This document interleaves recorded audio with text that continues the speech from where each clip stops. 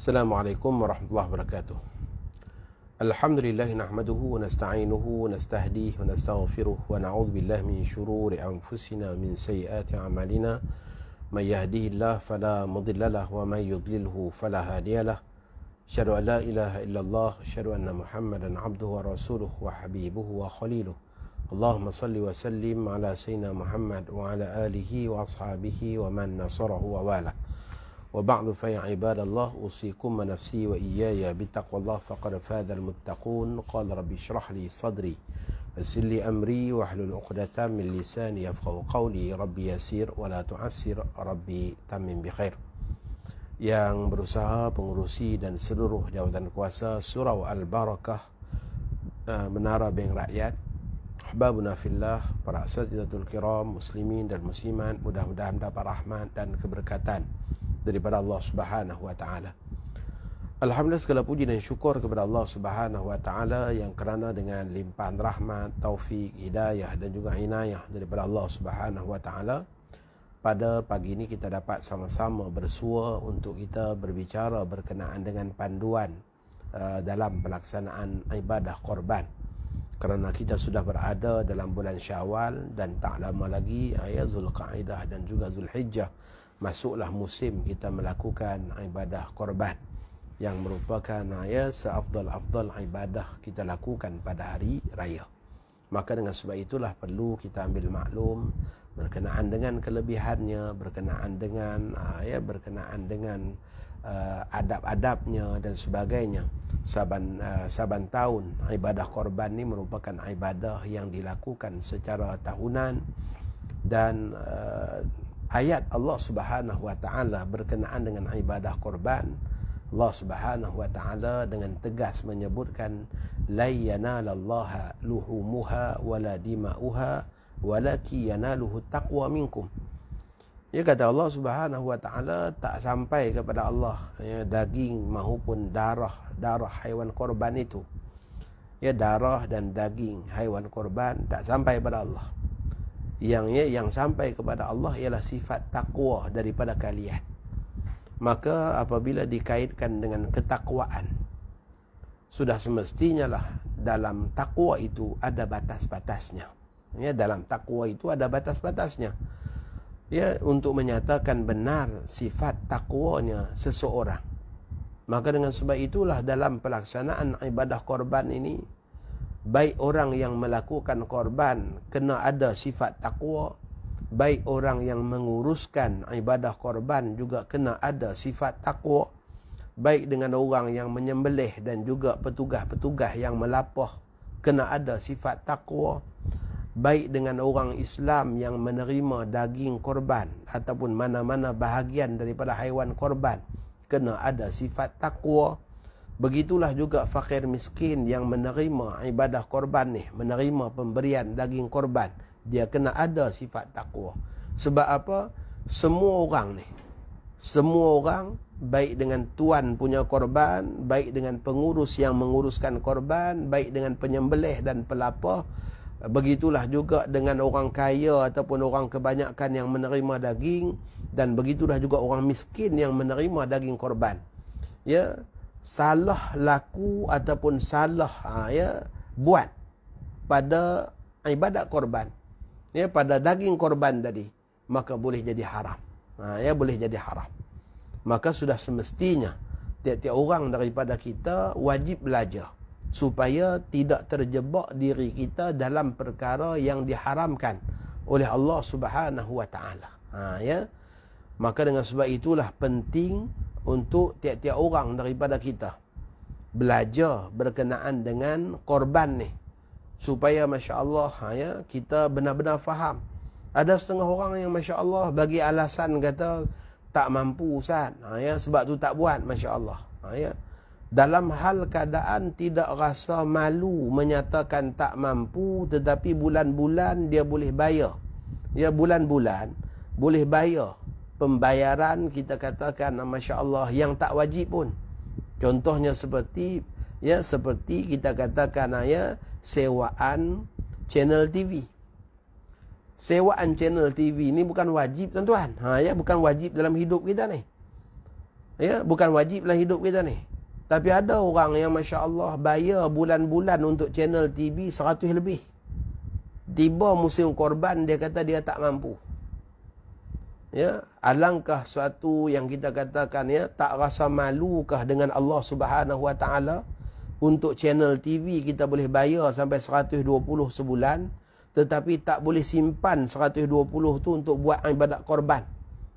Ya, tak boleh simpan 120 tu untuk buat ibadat korban yang merupakan ibadat yang sangat dituntut, ya, dalam kehidupan beragama ni. Maka dengan sebab itulah, ya, tak sampai pada Allah darah dan daging korban. Yang sampai pada Allah ialah sifat takwa kalian. Sejauh mana, ya, ada rasa takwa untuk mengagungkan syiar agama Allah. Kerana Allah menyebutkan juga berkenaan dengan, ya, ibadat haji, berkenaan dengan korban, berkenaan dengan sembelihan di tanah haram. Allah kata apa? Ya, dzalika wa may yu'azzim sya'airallah fa innaha min taqwal qulub. Demikianlah siapa yang mengagungkan syiar agama Allah, sesungguhnya perbuatan mengagungkan syiar agama Allah itu sebenarnya hadir daripada hati yang bertakwa. Ya, maka orang yang bertakwa, dia akan agungkan syiar ni. Dia akan ambil peluang juga untuk dia lakukan ibadat korban ni. Dia akan sanggup menabung, ya, untuk buat korban. Kerana Masya Allah dia rasa malu dengan Allah. Kalau dengan channel TV boleh bayar 100 lebih tiap-tiap bulan, tapi tiba-tiba datang musim korban, ya, saya tak mampu. Ya, ini merupakan satu, kita katakan, perkara yang sangat-sangat patutnya dirasakan malu, ya, pada Allah Subhanahu Wa Taala yang bagi rezeki kepada kita, ya, yang beri peluang kepada kita untuk mendapat keampunan yang sangat besar daripada ibadah tu. Ya, disebutkan Masya Allah hatta dengan bulu-bulu haiwan korban ni, kuku, tanduk, semua ni benda kita tak makan. Semua benda yang kita tak banyak ambil manfaat daripada dia, bahkan orang buang aja.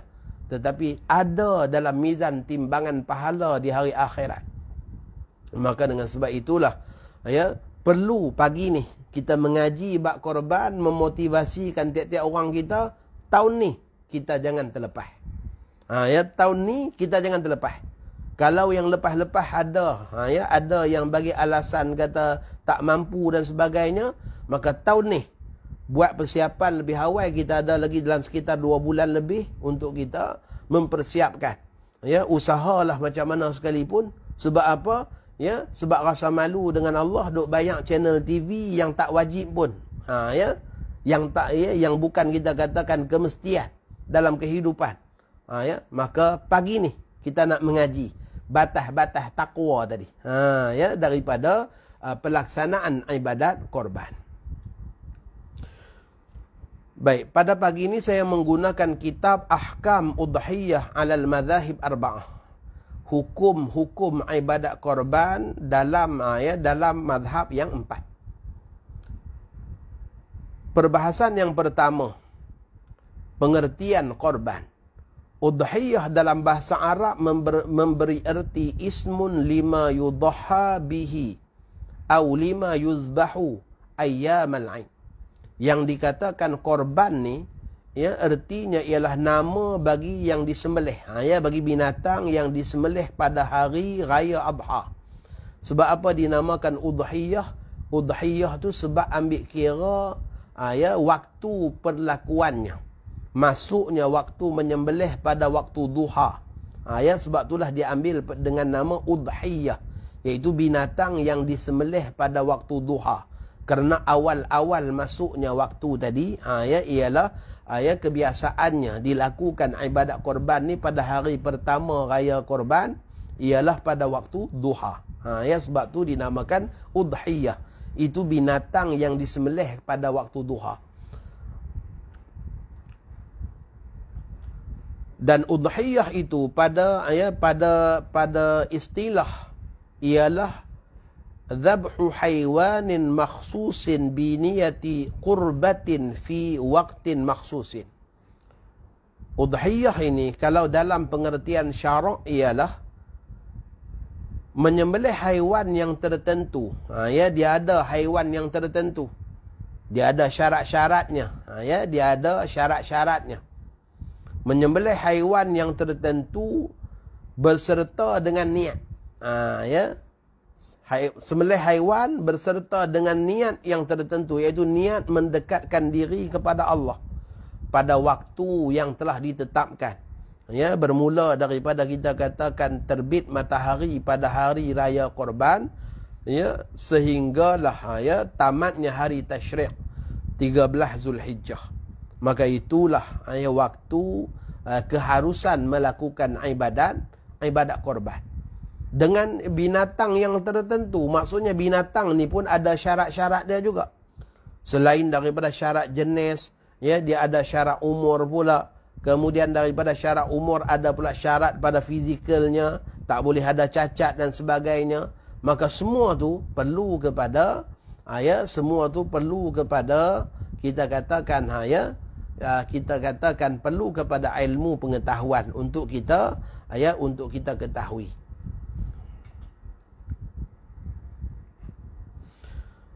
Baik, melihat kepada sembelihan korban tu hukum dia sunat. Jadi kalaulah kita masuk korban kat mana-mana, kita tak tengok, kita dah wakilkan. Wakil kita lah yang tengok kan. Sebab apa? Orang yang diwakilkan tu ialah mengambil kita katakan tanggungjawab orang yang mewakilkan. Maka tak jadi masalah. Contohnya kita buat dengan kita katakan surau Al-Barakah Bank Rakyat, sembelihnya di KL contohnya, kita pula balik raya di kampung. Ya, mudah-mudahanlah dibuka jalan untuk kita balik ni. Dah 2 kali raya dah ni, tak balik kampung. Jadi kita balik kampung, korban pula buat di KL, kita tak tengok, tak jadi masalah. Cuma melihat kepada sembelihan korban tu afdal. Afdal kita tengok sendiri. Kalau kita tak tengok, maksudnya wakil kita lah yang tengok doa, niat dan sebagainya. Kita balik kampung, jadi kita tak tengok, tak jadi masalah. Cuma kalau tengok tu lebih afdal, itu saja. Baik.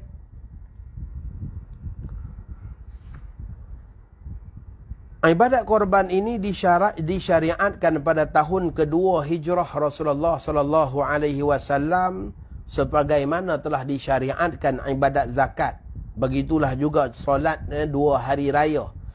Dan sabitlah disyarakkan udhiyah itu dengan kitab, sunnah dan juga ijma'. Maksudnya, ulama' sepakat mengatakan bahawa korban ni salah satu daripada syariat Islam. Korban ni salah satu daripada syariat Islam. Yang ni ijma'. Sepakat ulama' bahawa korban ni adalah syariat Islam.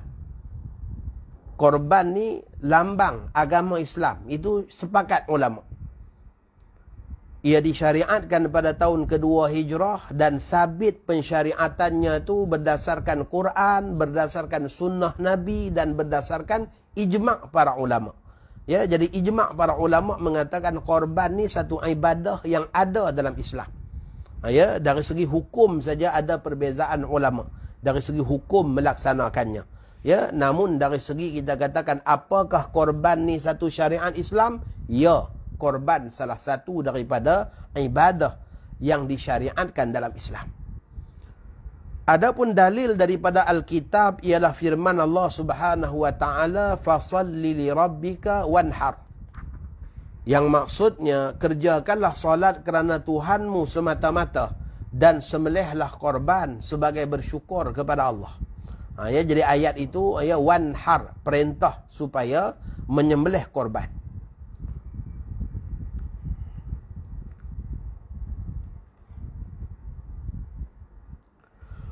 Dan dalam ayat yang lain Allah Subhanahu wa taala berfirman, wal budna ja'alnaha lakum min sya'airillahi lakum fiha khair. Dalam surah Al-Hajj. Dan kami jadikan unta yang dihadiahkan kepada fakir miskin Mekah itu sebahagian daripada syiar agama Allah. Binatang yang disembelih pada hari raya korban adalah syiar agama Allah untuk kamu. Pada menyembelih untuk yang tersebut ada kebaikan bagi kamu. lakum fiha khair. Ya, bagi kalian padanya, yakni pada menyembelih binatang tu ada kebaikan.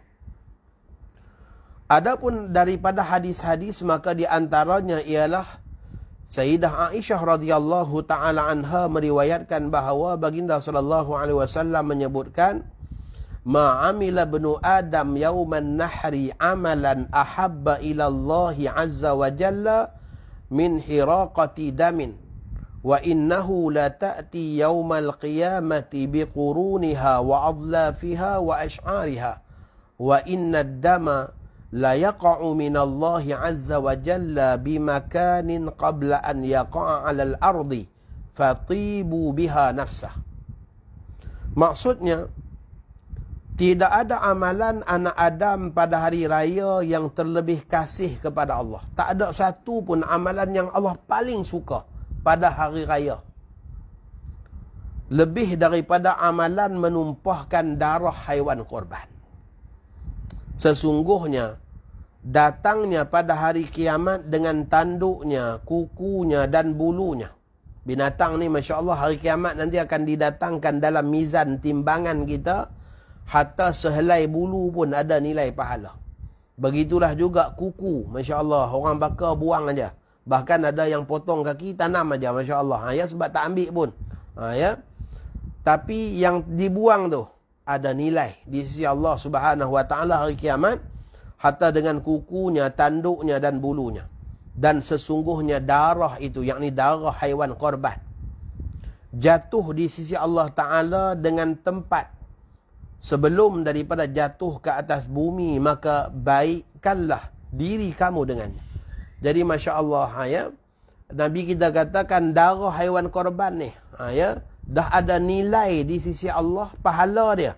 Sebelum darah tu tumpah mencecah ke bumi, pahala dah ada, ya, di sisi Allah Subhanahu Wa Taala. Begitulah, ya, besarnya ibadah korban ni. Daripada Sayyidina Anas bin Malik radhiyallahu taala anhu, beliau menceritakan, ya, berkenaan dengan Nabi kita pernah berkorban. Ini hadis-hadis yang menjadi dalil menunjukkan korban ni syariat dalam Islam. Dhaha Rasulullah sallallahu alaihi wasallam bikabshaini amlahaini aqranaini fara'aituhu wadi'an qadamahu ala sifaqihima yusammi wa yukabbiru fadhabahahuma biyadihi. Rasulullah sallallahu alaihi wasallam berkorban dengan 2 ekor kibas yang berwarna putih. Ya, nanti kita akan bincang dalam sesi pengajian berkenaan dengan tertib keutamaan yang paling afdal binatang korban ni.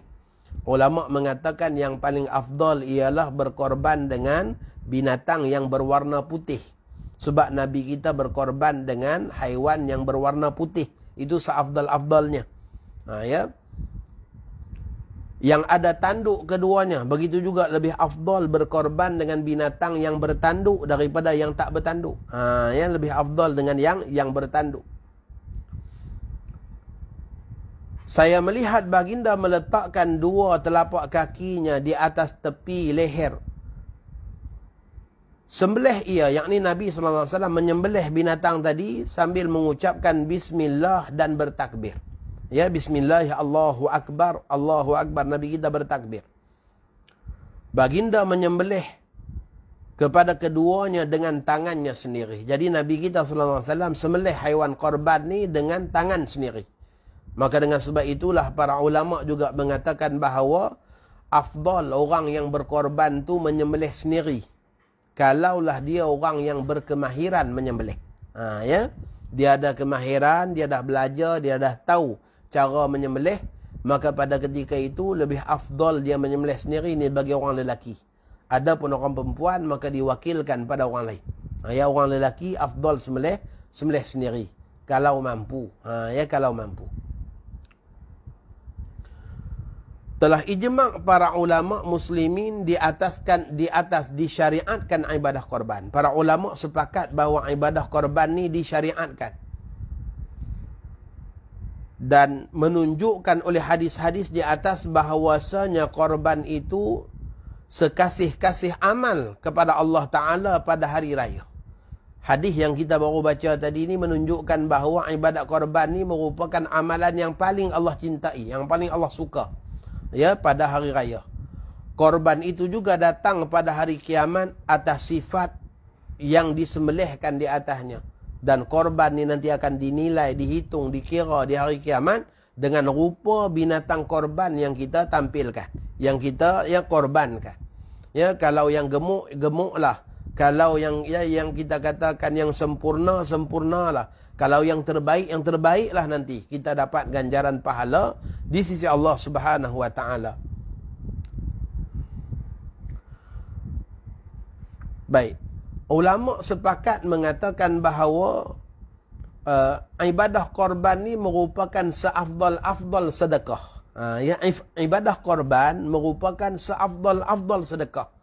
Kerana pada satu ibadat korban itu ada banyak kebajikan dan pahala. Ada banyak kebajikan dan pahala. Yang melibatkan, Masya Allah, pahala-pahala bukan takat pahala sunat, pahala wajib pun ada. Kalaulah contohnya kita katakan pada tahun ni, contohnya lah, pada tahun ni satu bahagian lembu 750. Kita katakanlah, tak pasti. Sejak daripada tahun 2004 saya perhatikan, nilai bahagian korban ni dia naik RM50, RM50, RM50. Tahun 2004 tu baru 300.5. Baru 300.5 untuk satu bahagian lembu. Masya Allah. Sekarang ni dah tahun 2021, kita tak tahu berapa lagi banyak naik. Nilai tu. Baik. Nak buat macam mana? Sebab harga lembu pun naik. Baru ni pun raya, Masya Allah, sampai sekilo RM58. Terkejut kita semua. Daging fresh sampai sekilo RM58. Kalau macam tu, musim korban nanti. Baik. Jadi, kalaulah kita katakan, satu bahagian korban tu RM750. Maka kalaulah kita ambil 750, kita sedekah pada fakir miskin, kita dapat pahala sedekah saja. Kita dapat pahala sedekah saja. Tetapi saat kita ambil satu bahagian korban, 750 ni kita ambil satu bahagian korban. Maka pada melakukan ibadah korban itu, kita dapat pahala yang lebih banyak. Sebab itulah ulama mengatakan, korban ini seafdal-afdal sedekah. Seafdal-afdal sedekah. Kerana tak ada sedekah lain yang boleh menggantikan ibadah korban. Disebabkan pada ibadah korban itu terhimpun padanya banyak ganjaran pahala. Pertama, kita akan dapat ganjaran pahala mencari binatang yang terbaik dalam melakukan ibadah korban. Untuk memenuhi syarat-syarat sah pada ibadah korban. Pastilah kita nak cari binatang yang sah ibadah.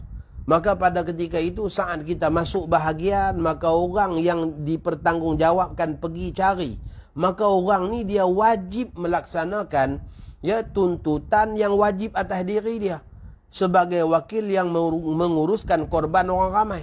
Dia tak boleh sambil lewa. Dia tak boleh kita katakan kita katakan ikut suka. Tak boleh. Dia kena tengok.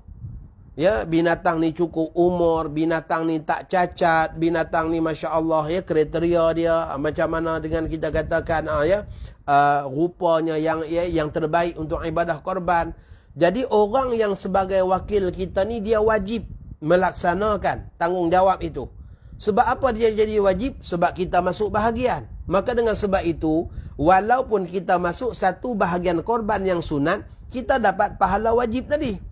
Sebab addalu ala khairin kafa'ilih. Orang yang menunjukkan satu kebaikan dapat pahala sama seperti orang yang melakukannya. Maka dengan sebab kita pergi wakil kepada dia, dia berkewajipan untuk melaksanakannya, maka dia dapat pahala wajib, kita juga dapat pahala wajib. Sebab kita pencetus kepada pahala wajib dia. Itu kelebihan pada ibadat korban. Kalau dengan kita sedekah tadi, sedekah bagi 750, fakir miskin pun terima, selesai. Tak kat situ aja. Tak kat situ aja.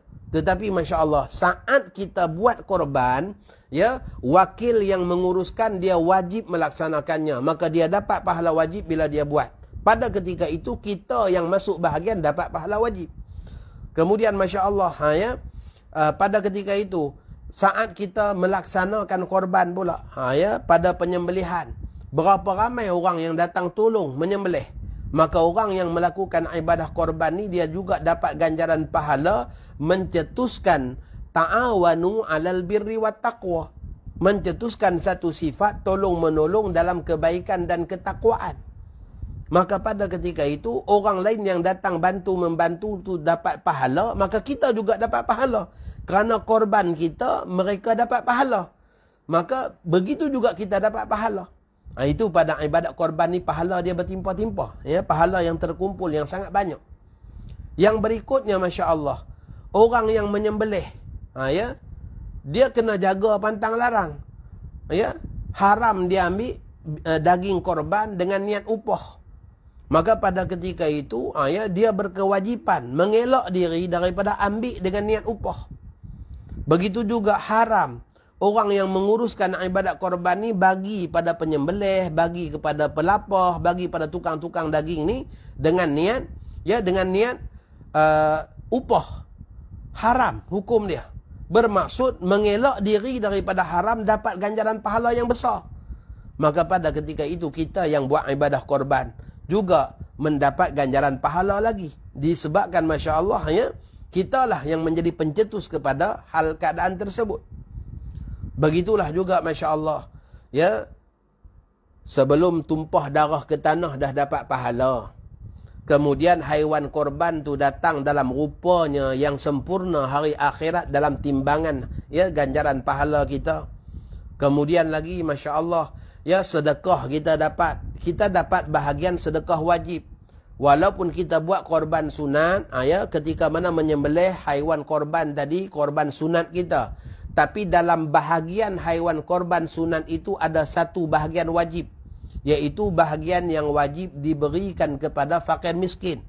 Yang kalau tak diberikan hukumnya haram dan wajib diganti. Wajib diganti. Maka walaupun kita buat korban sunat, tapi waktu pengagihan daging ada bahagian wajib. Ada bahagian wajib. Maka dengan sebab itu kita juga nanti dapat ganjaran pahala wajib. Baik, berikutnya orang kaya, orang kebanyakan dapat daging korban. Maka dia hanya berhak makan saja. Dia tidak boleh menjualnya, haram dia menjualnya. Maka wajib bagi orang kaya dan juga orang kebanyakan yang bukan miskin, bukan fakir, dia hanya boleh makan saja. Dia wajib mengelak dirinya daripada menjual. Kerana menjual daging korban, kulit korban, begitulah juga kita katakan kuku dan sebagainya, tanduk dan sebagainya, hukum dia adalah haram. Menjual. Maka saat mereka mengelak diri daripada melakukannya, disebabkan apa? Kerana mengagungkan syiar agama ni. Mereka dapat ganjaran pahala wajib kerana mereka mengelak diri daripada perkara yang haram. Mereka yang dapat pahala wajib disebabkan siapa? Disebabkan ibadat korban yang kita buat. Kita dapat lagi ganjaran pahala wajib. Fakir miskin, mereka menerima daging korban yang diterima oleh fakir miskin jadi hak milik. Orang kaya, orang kebanyakan yang bukan fakir, yang bukan miskin, dia dapat daging korban atas dasar kita katakan dhiyafatur rahman, tetangga Allah. Sebab dia orang Islam, maka dia layak makan daging korban. Tetapi hanya sekadar pada tahap layak makan dan mengambil manfaat. Tetapi tak boleh menjual, hukum dia haram. Berbeza dengan fakir miskin yang dia dapat, beberapa kilo dia dapat, Masya Allah, tak mampu nak simpan lagi dalam peti ais di rumah dia, maka baki itu dia boleh jual. Fakir miskin, baki boleh jual. Tapi ulama juga mengatakan, fakir miskin walaupun dia boleh jual, haram dia jual kepada orang kafir. Dia hanya boleh jual kepada orang Islam. Haram dia menjualnya kepada orang kafir. Maka pada ketika itu si miskin ni, dia disiplinkan diri dia nak jual ni, dia jual pada orang Islam sebab dia tahu wajib jaga. Tak boleh jual pada orang kafir, hukum dia haram. Maka pada ketika itu dia dapat ganjaran pahala wajib kerana menjaga disiplin tadi, tak jual pada orang kafir. Pada ketika itu, sebab apa fakir miskin ni dapat pahala wajib? Sebab kita juga yang buat korban bagi daging pada dia. Maka kita lagi dapat ganjaran pahala wajib. Itulah maksud ad-dalu ala khairin kafa'ilih. Orang yang menunjukkan satu kebaikan sama seperti orang yang melakukannya, maka pada satu ibadah korban, Masya Allah, ya, terkumpul padanya sangat banyak ganjaran pahala. Ya, dan korban ini merupakan satu syiar agama yang sangat-sangat digalakkan. Ya, tuan-tuan, saya nak sebut juga sikit, dalam mazhab Maliki mengatakan bahawa korban boleh diganti dengan duit. Ya, jumhur ulama Syafi'i, ya, Hanafi dan juga Hambali mengatakan bahawa korban tak boleh diganti dengan duit. Mazhab Maliki kata boleh.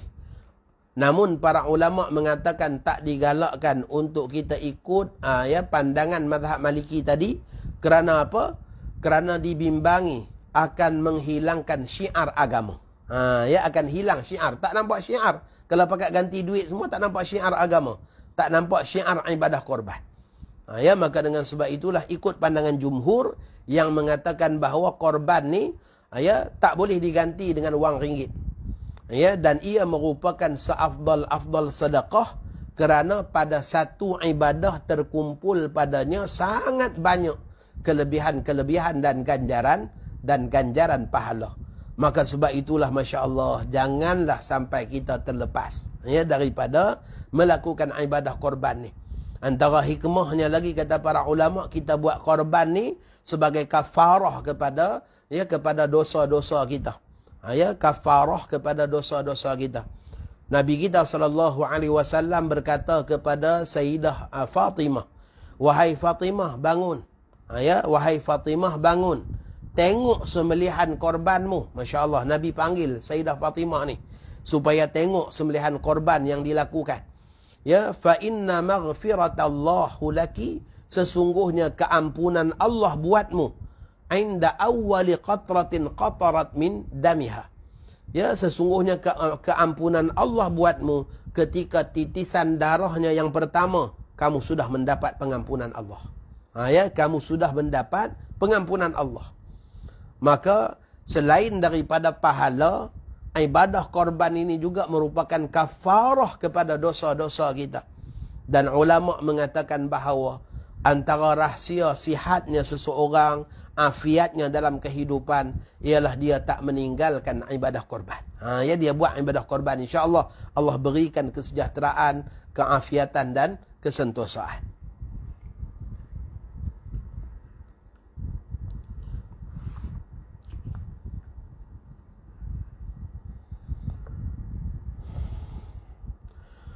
Baik, hukum ibadat korban. Hukum melaksanakan ibadah korban.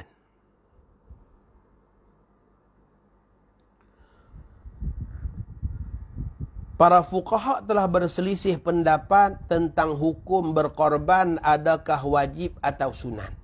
Ya, para fuqaha berselisih pandangan berkenaan dengan apakah korban ni wajib ataupun hukum dia sunat. Berkata Abu Hanifah dan ashabnya, ya, maksudnya dalam kalangan para ulama mazhab Hanafi, korban itu wajib satu kali setiap setahun. Mazhab Hanafi kata wajib. Atas mereka yang bermukim, yang tidak musafir ke mana-mana. Kewajipan ni bagi orang yang bermukim, bukan orang musafir.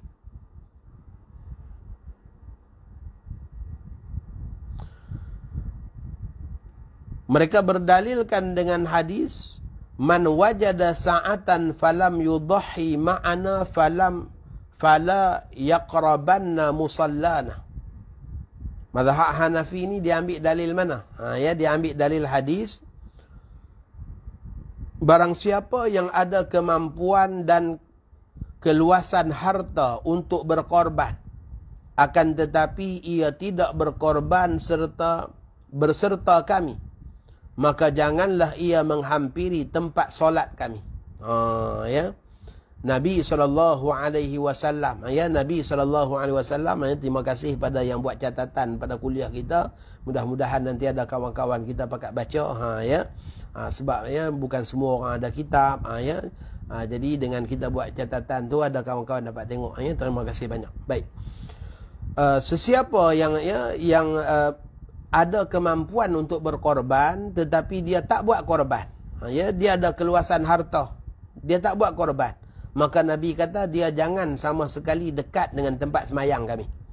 Ya, jangan dekat dengan tempat semayang. Sebab tempat semayang Rasulullah ni, tempat solat Nabi pada hari raya ialah di tempat-tempat tanah lapang yang sesudahnya baginda langsung melakukan ibadat korban.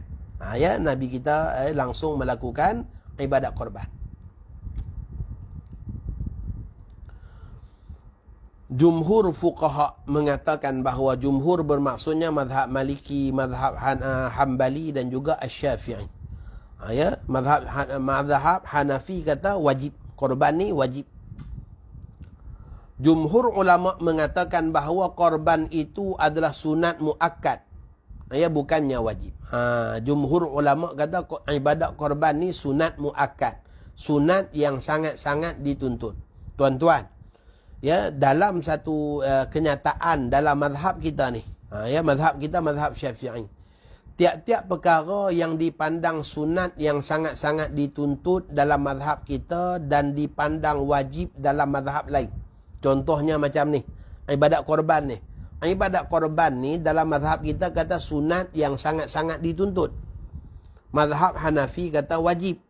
Ya, mazhab Hanafi kata wajib. Maka pada ketika itu ulama mazhab Syafi'i kata apa? Sunat meraihkan pandangan wajib.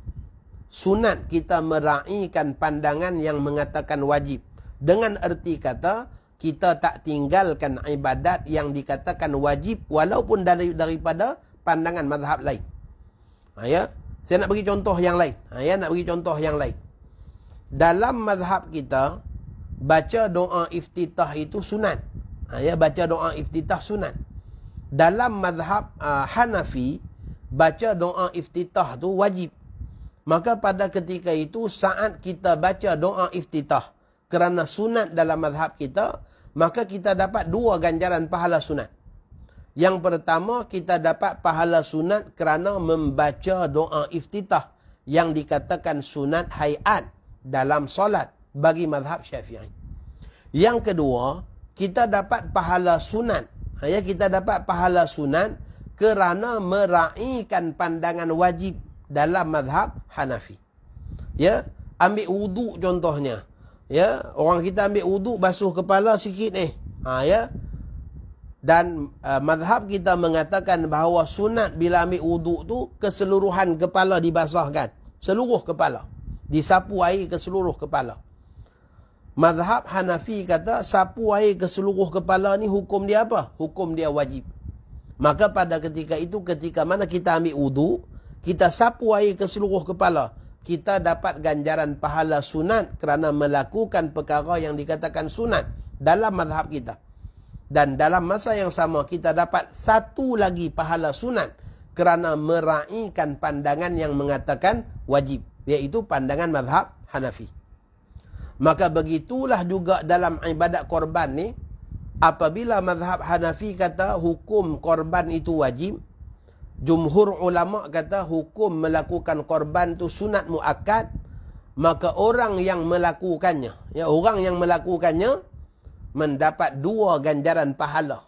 Ya, dua ganjaran pahala. Satu ganjaran pahala sunat muakkad ikut mazhab jumhur, dan satu lagi ganjaran pahala sunat disebabkan meraihkan pandangan yang mengatakan wajib. Ya, dia buat tadi dengan erti kata meraihkan pandangan wajib.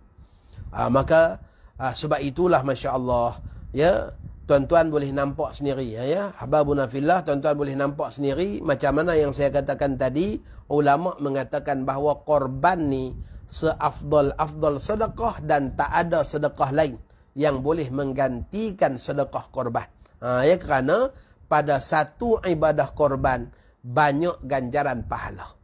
Pada satu ibadah korban ni terkumpul padanya banyak ganjaran pahala, hatta dengan pahala meraihkan pandangan yang kata wajib pun ada pahala.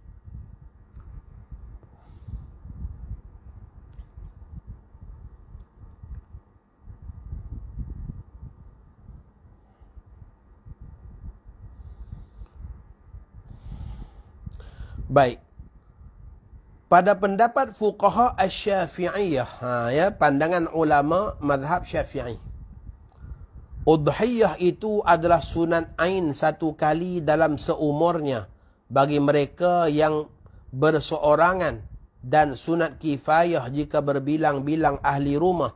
Maka apabila mengerjakan seorang daripada ahli rumah, nescaya memadai daripada sekaliannya.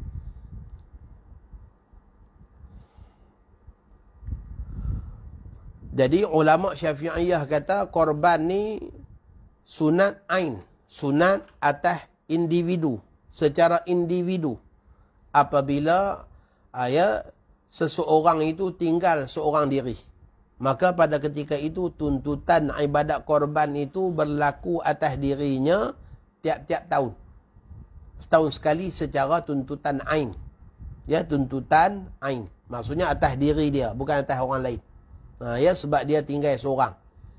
Ya, seisi rumah tu dia seorang aja. Sebatang kara. Ya, tak ada saudara mara. Maka pada ketika itu dia buat korban, tuntutan korban itu atas dirinya secara ain setiap tahun. Bagi mereka yang isi rumahnya ramai, ya, ada ibu, ada ayah, ada anak, ada suami isteri, maka pada ketika itu tuntutan ibadah korban ini sunat muakkad alal kifayah. Sunat muakkad, sunat yang sangat-sangat dituntut alal kifayah. Ya, memada dengan seorang melakukannya, maka terangkatlah tuntutan daripada yang lain. Apabila ada salah seorang daripada ahli isi rumah tadi, ya, dalam sebuah rumah melakukannya, dengan syarat isi rumah itu masing-masing adalah orang yang ada hubungan nafkah. Ya, orang yang ada hubungan nafkah. Ya, bukan isi rumah tu Masya Allah 4 orang anak muda sewa rumah masing-masing tak tanggung nafkah masing-masing. Bukan macam tu. Ya, yang maksud isi rumah di sini ialah mereka yang ada tanggungjawab, tanggungan nafkah. Ya, contohnya suami dia menanggung nafkah isteri, dan dalam masa yang sama dia juga menanggung nafkah anak-anak. Maka apabila ada salah seorang daripada isi rumah yang macam tu buat korban, maka terangkatlah tuntutan, tuntutan sunat muakkad tadi, ya, atas yang lain. Ya, atas yang lain, disebabkan dah ada yang buat. Ya, tetapi kalaulah contohnya dengan 4 orang anak muda yang sewa rumah, ya, tinggal 4 orang, masing-masing tak tanggung, ya, tak tanggung nafkah masing-masing, maka tuntutan pada ketika itu juga atas ain, atas tiap-tiap orang daripada mereka. Ya, dia sama macam orang yang hidup sebatang kara tadi. Ya, tuntutan tu atas tiap-tiap orang mereka juga.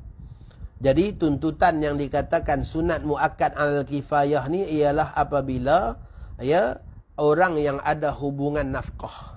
Ya, orang yang ada hubungan, ya, kewajipan nafkah. Pada ketika itu bila seorang buat, maka terangkatlah yang lain. Ulama mengatakan hanya pada terangkat tuntutan, bukan pada dapat pahala. Ya, bukan pada dapat pahala.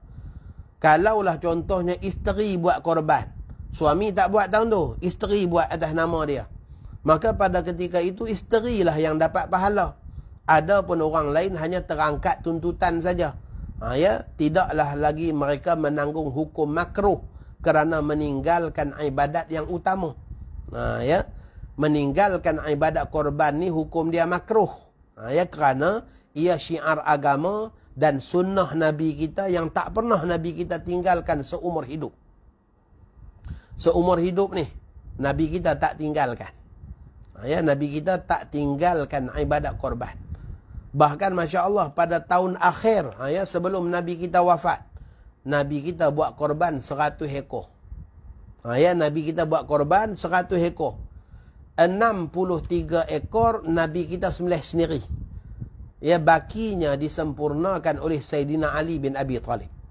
Ya, unta-unta sembelihan baginda tu disempurnakan oleh Sayyidina Ali bin Abi Talib. Nabi kita wakilkan Ali untuk menyempurnakan. Ini menunjukkan kepada kita bahawa ibadat korban ni Masya Allah Nabi kita buat. Dan Nabi kita SAW juga tak pernah tinggal sejak disyariatkan. Tahun kedua hijrah tu disyariatkan sampailah, ya, tahun ke-10 hijrah Nabi kita wafat. Ya, Nabi kita tak tinggalkan ibadat korban ni.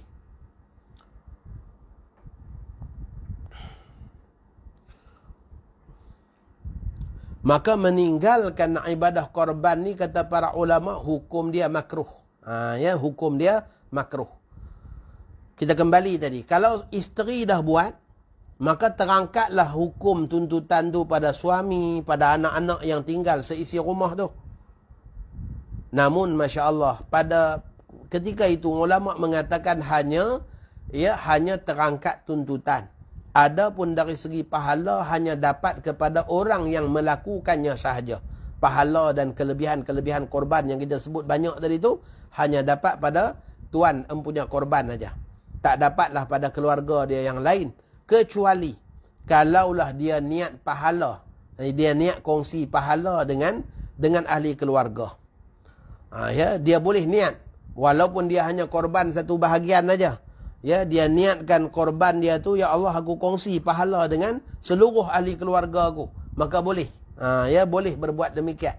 Ya, boleh dia niat kongsi pahala dengan ahli keluarga. Jadi kalau dia niat kongsi pahala dengan ahli keluarga, barulah ahli keluarga yang lain dapat pahala. Kalau dia hanya sekadar niat inilah korban dia, ya, tanpa dia niat pahala untuk ahli keluarga, maka dia hanya dapat seorang-seorang saja. Maka dengan sebab itulah ulama juga mengatakan bahawa sebaik-baik orang sebagai penama dalam melakukan korban. Kadang-kadang orang kita, Masya Allah, dia buat korban ni, tahun ni letak nama dia, tahun depan letak nama isteri, tahun berikutnya pula letak nama anak yang sulung, tahun berikutnya letak pula nama anak yang lain, Masya Allah. Dia rotate macam tu. Tapi sebenarnya ulama mengatakan seafdal-afdal orang sebagai penama dalam mewakili ahli keluarga ialah orang yang pandai berniat. Ya, orang yang pandai niat. Walaupun tiap-tiap tahun buat atas nama ayah saja seorang, suami saja, tetapi dia ni pandai niat dengan dia niatkan pahala untuk seluruh isi keluarga. Itu lebih baik daripada dia rotitkan kepada orang lain yang tak pandai niat. Jadi dari segi afdalnya ialah orang yang pandai niat. Jumhur fuqaha berdalilkan di atas disunatkan udhiyah dengan beberapa hadis. Antara dalil-dalil para ulama, jumhur ulama yang mengatakan korban ni sunat saja, ya, bukan wajib. Ya, antaranya ialah dalam hadis, ya, sahih Muslim, Nabi kita katakan, sahih Bukhari, dalam hadis sahih Bukhari, idza ra'aitum hilal dzil hijjah fa arada ahadukum an yudhhiya falyumsik an sya'rihi wa adfarih. Yang maksudnya, apabila kamu melihat anak bulan Zulhijjah, maksudnya bila masuk 1 Zulhijjah, dan seseorang daripada kalian berkehendak untuk melakukan korban. Ya, apabila masuk aja 1 Zulhijjah, ada orang yang berkehendak nak buat korban, maka hendaklah dia menahan daripada bulu rambutnya dan kukunya. Maksudnya hendaklah dia menahan diri daripada potong, ya, rambut dan juga potong kuku dan seluruh bulu-bulu yang ada pada badan. Hukum dia sunat. Hukum dia sunat daripada 1 Zulhijjah sampailah hari dia sembelih haiwan korban dia. Dia tak potong kuku, dia tak cukur misai, dia tak gugurkan bulu-bulu yang ada pada badan, termasuklah tak potong rambut, ya, selama 10 hari. Selama mana belum disembelih haiwan korban dia. Maka sunat hukum dia. Maka dalam hadis ni Nabi kita kaitkan, dalam hadis ni Nabi kita kaitkan dengan apa? Wa arada ahadukum, dan salah seorang daripada kalian ada cita-cita berkehendak nak buat korban. Kalaulah korban ni wajib, mestilah Nabi kita tak guna kalimah wa arada ahadukum an yudhhiya. Ya, kalaulah korban ni wajib, maka di sinilah para ulama mengatakan bahawa lafaz hadis ini menunjukkan bahawa korban itu pilihan. Kalau wajib, dia bukan pilihan, dia tetap mesti buat. Ya, tetapi disebabkan Nabi kita katakan dan seseorang daripada kalian bercita-cita nak buat korban, bercadang nak buat korban, maka ia menunjukkan kepada kita lafaz di sini menunjukkan bahawa ibadah korban itu bukan wajib. Itu hujah daripada jumhur ulama. Berkenaan dengan bahawa ibadah korban itu merupakan sunat dan ia bukanlah wajib. Dalam lafaz hadis yang lain, namun hadis ni dhaif, saya sebut siap-siap hadis ni dhaif, umirtu bin nahri wa huwa sunnatul lakum. Aku diperintahkan berkorban tetapi ia sunat bagi kalian. Dan ia sunat bagi kalian. Ada dalam kitab-kitab fiqh kita ada sebut hadis tersebut. Namun para ulama menilai hadis itu sebagai hadis dhaif. Baik.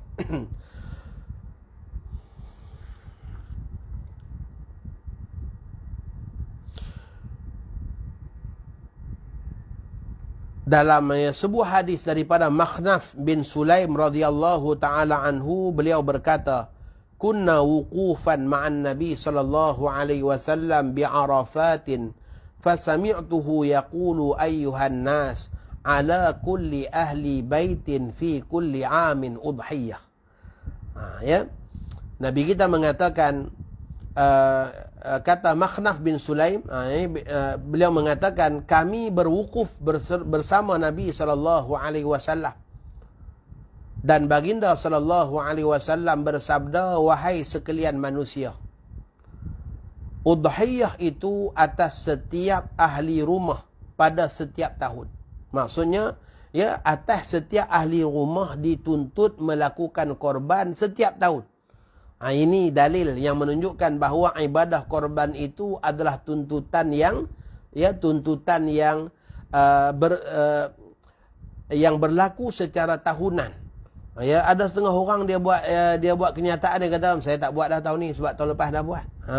Tahun lepas dah buat. Sebenarnya ibadah korban ini dituntut secara tahunan. Mewakili satu isi rumah, satu korban. Satu isi rumah, satu korban. Iaitu sunat muakkad alal kifayah. Apabila seorang buat, semuanya dah terangkat hukumnya. InsyaAllah kita akan sambung lagi dalam pertemuan yang akan datang. Saya rasa cukup dulu sekadar itu untuk akhirnya sebagaimana yang diwar-warkan oleh pihak surau Al-Barakah, Bank Rakyat, tuan-tuan dan puan-puan semua, kepada siapa sahaja yang berminat untuk melaksanakan ibadah korban pada tahun 1442 Hijrah ini. Kami mempelawa tuan-tuan semua untuk berkorban bersama dengan Surau Al-Barakah, Menara Berkembar Bank Rakyat. Surau Al-Barakah berpengalaman menguruskan pelaksanaan ibadah korban lebih dari 5 tahun.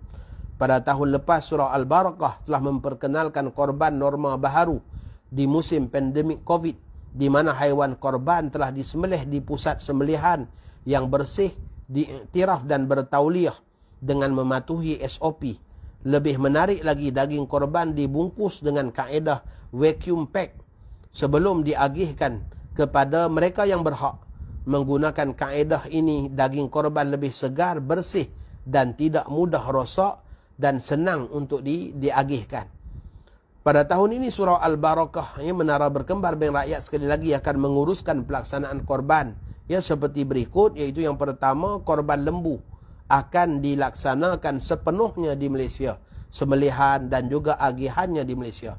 Yang kedua ialah korban kambing, di mana kambing akan disembelih di Australia, iaitu di pusat sembelihan yang diiktiraf dan disahkan oleh JAKIM, dan dagingnya, daging tersebut akan dibawa pulang dan diagihkan kepada yang berhak di Malaysia. Jadi ayuh saudara-saudara muslim, muslimat sekalian, jangan berlengah lagi, bersegeralah untuk mendaftar melakukan kebaikan ini sebagaimana yang kita sebut kelebihan-kelebihan yang ada, yang banyak tadi. Untuk maklumat lanjut, sila layari FB Surau Al-Barakah atau hubungi talian yang berikut 017-260-3583 atau 012-218-8726. 012-218-8726.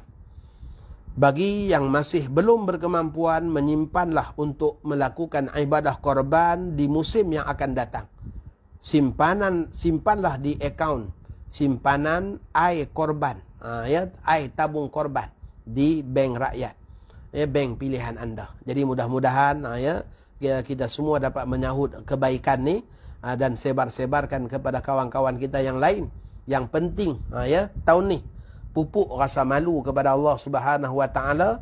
Kalau mampu bayar channel TV sampai 100 lebih, jangan sampai tak mampu untuk melakukan ibadah korban. Jangan klaim tak mampu untuk melakukan ibadah korban.